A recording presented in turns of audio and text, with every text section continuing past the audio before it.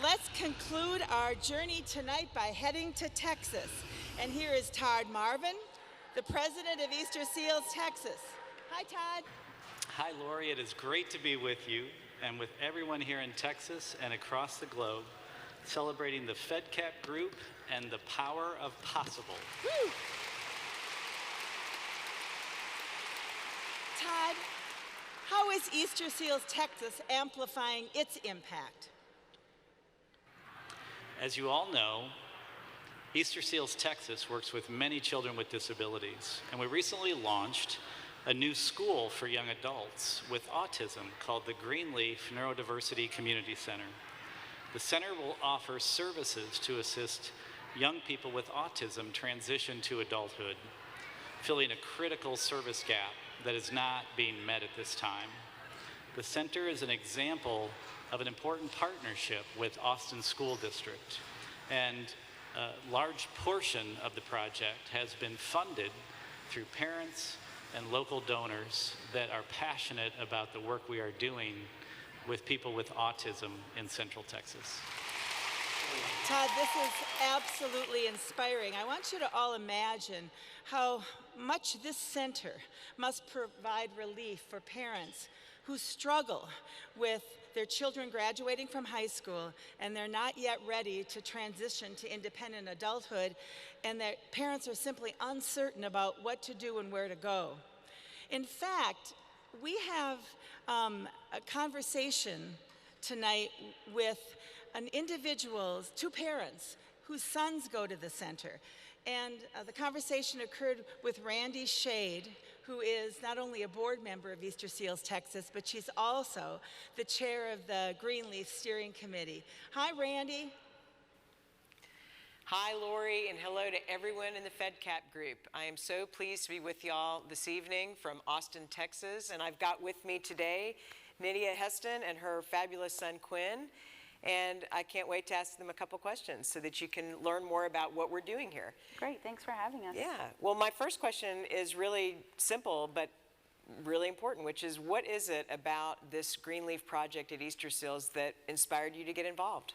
Yeah, I think when I first heard about this back in 2016, it was just really amazing to me that there was a group of people who understood kind of the growing need for access for a community of people as they got older out of high school, or also to have that kind of safe community of peers. So that was really exciting to me to get involved. When I saw on Facebook that they were covering it, I immediately, called and was like, how can we get involved? I think this is really great. Well, we really appreciate your involvement. It's made a huge difference. And Quinn, what is it about the Greenleaf project here at Easterseals that made you want to get involved?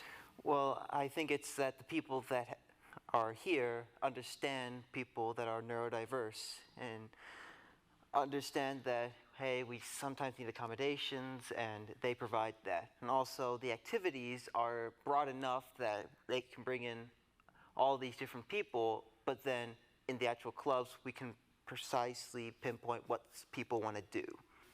Great, that's awesome. I've got with me Renee Kraft and her son, Jackson Sutton, who is an amazingly talented young man. So Renee, as a parent, what is it about this project that got you so committed to getting involved?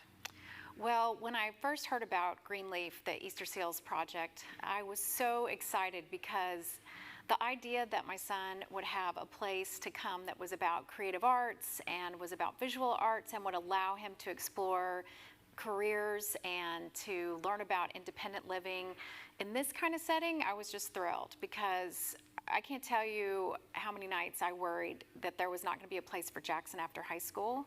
There really are no options, not many options, and the fact that it's being created and built just as we need it is just heaven sent. I'm really excited for him. I'm excited for us. And Jackson, you are an incredibly talented young man, and I'm really glad to have you here. But I guess my biggest question for you is, what is your favorite thing about the opportunity to be at Easterseals Greenleaf Project? I get to show off my creative skills and use it as a path for me to someday gain independence and possibly find a career. And I hope I can achieve what I need in life. Randy, I'm in awe.